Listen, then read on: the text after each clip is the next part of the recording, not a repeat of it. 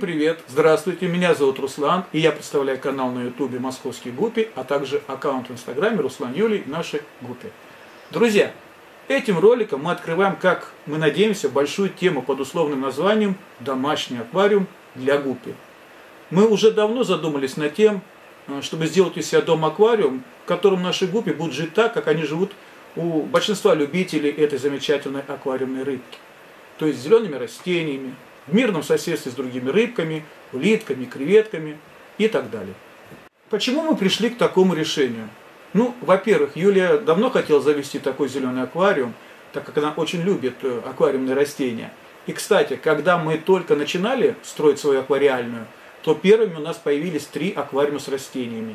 Но по мере разрастания нашего хозяйства, нашей разводни, времени и сил для ухода за ними становилось все меньше и меньше. И настал момент, когда мы решили, что пора просто все это хозяйство сворачивать и убирать, и сделать эти банки такие же, как и остальные, без всякого грунта и растения. И, в общем-то, на этом наша история с растениями в аквариумах была закончена.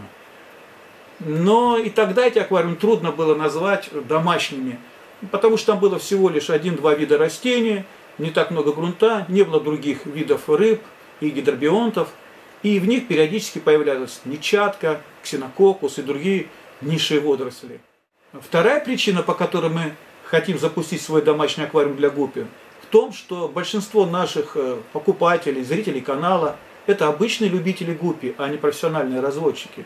И они нам очень часто задают вопросы по содержанию Гуппи в общих аквариумах с другими рыбками, растениями, спрашивают, как правильно перевести новых рыбок в общем аквариуме, где уже живут другие его обитатели, интересуются совместимостью Гуппи с теми или иными видами растений и гидробионтами.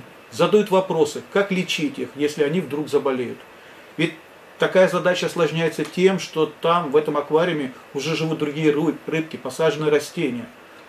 Но дело в том, что мы с Юлей такие люди, что если мы что-то говорим или советуем, то это только то, что мы точно знаем, в чем уверены и есть опыт в решении этих вопросов.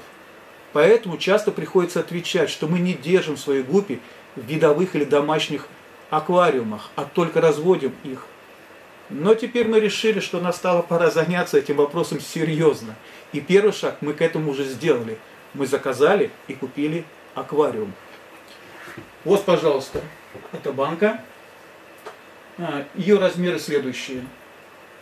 Длина 60 сантиметров, высота 35 сантиметров и глубина тоже 35 сантиметров. Особенность этого аквариума состоит в том, что у него 2 вида стекла, то есть 2 боковых и 1 заднее. Это обычные стекла, 6 мм толщина стекла, а вот переднее это особое стекло, OptiWhite, то есть тоже 6 мм. Но особенность этого стекла в том, что оно сверхпрозрачное, практически воздушное, как это называется. То есть для чего мы сделали? Так как мы будем использовать этот аквариум в съемках, то, соответственно, должно, чтобы цветовая передача и растений, и проживающих здесь рыбок, все должно быть иметь свои естественные краски. Это очень важно. Почему мы заказали аквариум именно с такими размерами? Дело в том, что, опять же, по многочисленному общению с нашими покупателями на птичьем рынке или в интернете, мы составили общее представление о тех аквариумах, которые чаще всего имеют любители Гуппи у себя дома. Это аквариумы от 30 до 60 литров. Это что касается объема.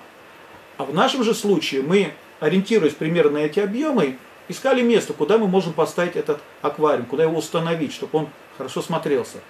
И у нас в доме нашлось всего лишь одно такое место. Вот эта тумбочка, куда мы сможем его поставить, где он уже, собственно, и стоит. Дальше все просто. Длина, которая нас устроила, равнялась 60 сантиметров, с учетом того, что рядом с аквариумом можно ставить какое-то еще оборудование. Ну, например, компрессор. Да. Ширина полки на этой тумбочке равна 35 сантиметров. Ну и, соответственно, высота была определена с учетом длины и ширины по пропорциям этого аквариума тоже в 35 сантиметров. При этом определяющим фактором, влияющим на высоту этого аквариума, являлось то, что Гуппи не любят большой глубины. Если аквариум слишком высокий, то Гуппи редко опускаются на дно и чаще находятся в верхних или средних слоях такого аквариума.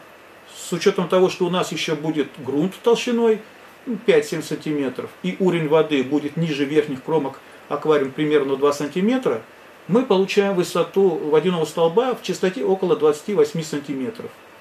Мы считаем, что этого достаточно, чтобы гуппи чувствовали себя комфортно во всех уровнях этого водоема искусственного.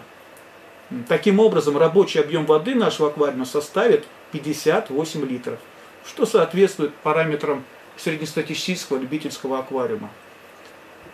Как я уже говорил, мы всегда в наших роликах говорим только то, в чем полностью уверены, что сами испробовали на своем личном опыте и получили приемлемый результат.